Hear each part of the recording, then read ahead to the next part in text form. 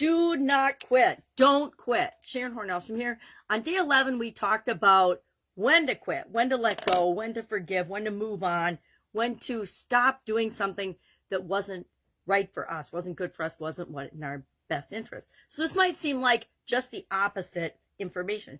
Remember, we live in that polar universe, so sometimes we have to see both sides of the coin to understand that there are things for us on both sides of any discussion, both sides of anything. So today, we're going to look at the other side of when not to quit, when to keep going, when to keep trying. Quitting, I ascribe to the belief that we should keep trying, keep trying, keep trying. If we decided we want something, we are going to find a way, we're going to figure out a way to make it happen in our lives. And so I believe that we don't quit just because it gets tough, just because it's hard, just because it's challenging. Nowadays, everybody wants instant gratification, and they've forgotten how to work for the things that they want. They've forgotten how to work hard. If they try once or twice, and I personally cannot stand the word try. Oh, I'll try to do that. I'll try to do that. Well, you might as well just say, I'm not going to do it. Because if you're just going to try, that means I can't count on you to get it done, because if it gets tough or hard, or if you forget, or if something else better, a better opportunity comes up, then you're not going to do it because you're going to do the thing that's in your best interest. So I like to take the word try out of my vocabulary as much as possible. Now, my granddaughter's 9 months old and she's trying to walk. I want her to try and try and try again until she gets it right. So I will use the word try in those situations. But there's other situations where I don't want you to try. I want you to commit to something. I commit to things. I don't just try them. And I encourage you to do the same. So quitters never win, winners never quit. I'm sure you've heard that expression before, and I will attest to it being absolutely true. So often I've been faced with circumstances and situations where another person just would have given up and said, it's just not worth the effort. And I learned a long time ago that everything that's worthwhile in our life is worth the effort. We get out of things what we put into them. Like I used to always tell my kids, much to their dismay, you get out of school exactly what you put into it. Not usually more, definitely less, but way less than what you put into it. But you have to put yourself into it in order to get anything out of it. The same is true of anything worthwhile, anything of value.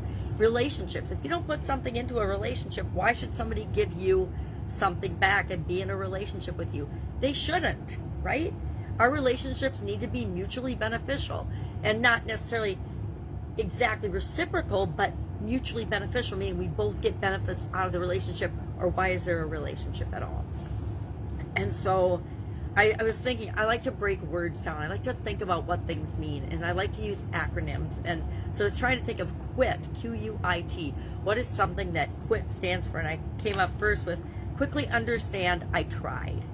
Okay, well that's a way of getting yourself off the hook, right? Oh, I tried. I made 1 or 2 attempts, or I made 1 or 2 calls and people said no, so I'm not going to do this now. Or I tried to figure out this math assignment, but I couldn't figure it out, so I'm just not going to do it, and I'm going to see what happens. Or maybe I'm going to go to the tutor, or I'm going to go to the instructor, and I'm going to say, I don't get this, I need help, could you explain this to me another way? There's always a solution, there's always a way to figure out and do absolutely anything we could ever imagine or want. So why are we letting ourselves off the hook by quitting or not doing something? So I guess another one is quite underestimated the intense training. You know, I didn't know it was going to be this hard. I want to quit, but I know that just on the other side of this hump is the thing that I want, so I'm not going to quit. So I would be curious if you can come up with any quiet acronyms, because I love acronyms and things that mean something for quit. But I'm going to contend that for the most part, when we decide we want something, we commit to the outcome, not how we're going to get there, but we commit to the thing that we want, and then we commit to, we're going to figure it out. And it's not going to be the first way or the second way or maybe even the 100th way we decide that we're going to try to get there, but we're going to get to the destination and choose to not quit on the destination, even if we fail along the way to get there. Does that make sense? I hope so. It's one of the biggest lessons I've learned. Biggest lessons I learned from my dad is, you know, there's no such thing as can't. And if there's no such thing as can't, that means there's no reason for me to ever quit when I decide that I want something. Have you learned that lesson, or is that something that you can take away from this No Nonsense November? Thanks for listening. I will be with you tomorrow with another No Nonsense November. We only have 3 more days to go, so I have to read through my list quickly and see, okay, what are the 3 best lessons that I've learned that I haven't shared yet? And I will share those over the next 3 days. Have an awesome day. Any questions, hit me up. Comments, concerns, share those as well. Otherwise, I'll be with you tomorrow. Have an amazing day.